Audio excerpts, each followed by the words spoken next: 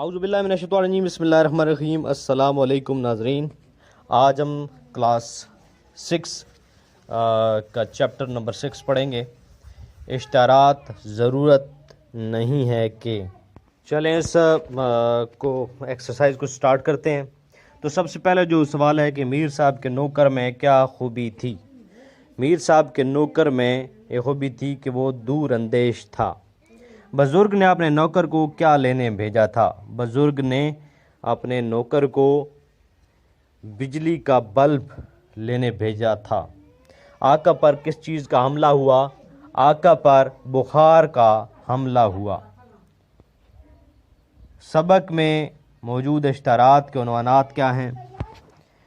तो सबक में मौजूद इश्तारात के उन्वानात दर्ज झैल हैं। किराए के लिए खाली नहीं है। दूसरा इत्लाए आम। तीसरा ज़रूरत नहीं है। चौथा अदम ज़रूरत रिश्ता। और पांचवा दाखले जारी न रखिए। अगला सवाल है कि इत्लाए आम में करियाना मर्चेंट का नाम क्या था। इत्लाए आम में करियाना मर्चेंट का नाम राकम मोहम्मद दीन वाल्द फ़तेह दीन था। आगे अदम ज़रूरत रिश्ता का क्या मतलब है। अदम ज़रूरत रिश्ता का मतलब ये है कि रिश्ता ज़रूरत नहीं है। पंजाबी नौजवान को रिश्ते की ज़रूरत क्यों ना थी। पंजाबी नौजवान को रिश्ते की ज़रूरत इसलिए ना थी कि वो पहले से शादीशुदा था। किस शहर के कॉलेज दाखिले के लिए इश्तिहार दे रहे थे। कराची शहर के कॉलेज दाखिले के लिए इश्तिहार दे रहे थे। आगे जी दर्जैल मुहावरात को जुमलों में इस्तेमाल करें। हाथ लटकाते आना, इसका मतलब होता है खाली हाथ आना। मैंने तुम्हें टैक्सी लेने भेजा था लेकिन तुम 1 घंटे बाद हाथ लटकाते हुए आ गए। पल्ले बांध लेना यानी ज़हन नशीन कर लेना। पल्ले बांध लेना इसका जुमला होगा जी कि मेरी नसीहत तुम पल्ले बांध लो, तुम कामयाब हो जाओगे। उदा बरा होना, उदा बरा होने का मतलब होता है कि पूरा कर लेना, कि हम अपनी जिम्मेदारी से आज उदा बरा हो गए। सवाल पैदा होना यानी मुमकिन होना। सवाल ही पैदा नहीं होता कि मैं उससे माफ़ी मांगूं। उसके बाद MCQs हैं। एक बुजुर्ग किसको फरमाइश कर रहे थे। नौकर को। बल्कि यहाँ पे होगा कि बुजुर्ग किसको फरमाइश कर रहे थे। अपने नौकर को। और दूसरा जो है मीर साहब ने बाज़ार से क्या मंगवाया था। बल्ब। इत्तेफाक से चंद दिन बाद आका पर किस चीज़ का बीमारी का हमला हुआ। बुखार का। नौकर ने कहा वैसे तो हकीम साहब बहुत हाजिक हैं।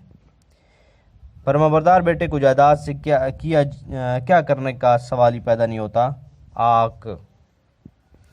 उसके बाद है अल्फाज के मुतज़ाद। मेज़बान का होगा मेहमान। बुजुर्ग, जवान, उम्मीद, नाउमीद। उसके बाद है जुमले बनाने। दर्जैल को जुमले में इस तरह इस्तेमाल करें कि इनके तज़कीर व तानीस वाज़े हो जाए, यानी मुज़क्कर और मुअन्नस होना वाज़े हो। कफन, मुर्दे को कफन दिया जाता है।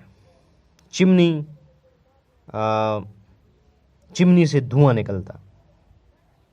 डिग्री, मैंने मास्टर की डिग्री हासिल की। जुमला,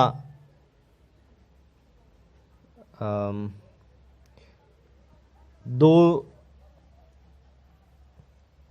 या दो से ज़ायद अल्फाज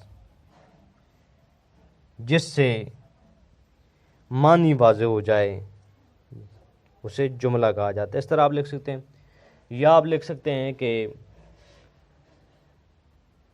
आप किसी को कह सकते हैं कि मुझे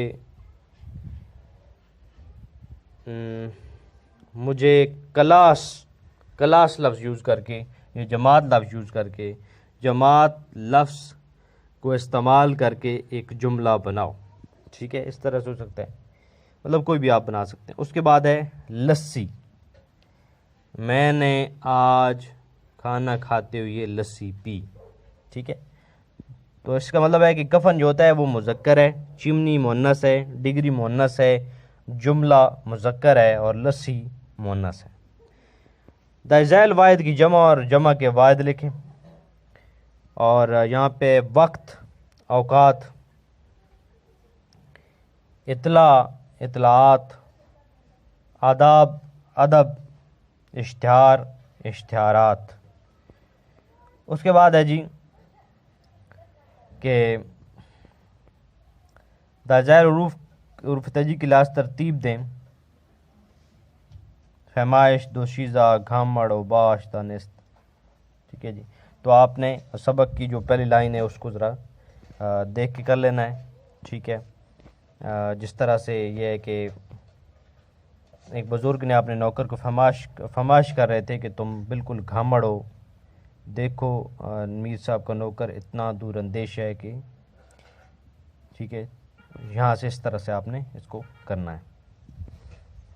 उसके बाद कॉलम में जो अल्फाज दिए गए हैं कॉलम बे के साथ मिलाएं जो जिनकी मुताबिकत हो। ठीक है जी, तो चूँकि ये सवाल आपने उसमें नहीं लिखने, लेकिन फिर भी आपको बता देता हूँ कि लालटेन का ताल्लुक़ किस चीज़ से साथ होता है। ठीक है जी, तो यहाँ पे बुखार इलाज होगा। दर्जी का कफन से ताल्लुक़ है, कफन वो सीता है। दोशीज़ा लड़की, मीर साहब का नौकर घामड़, बुज़ुर्ग का नौकर जो है वो घामड़ है और मीर साहब का नौकर जो है वो दूर अंदेश है और लालटेन का यहाँ पे चिमनी हो जाएगा। तो उम्मीद है कि आपको ये चीज़ समझ आ गई होगी। इंशाल्लाह कल हम 7वें चैप्टर की एक्सरसाइज करेंगे, तो देखते रहिएगा Tanveer Abbas lecturer YouTube channel. Thank you very much. Allah हाफ़िज़।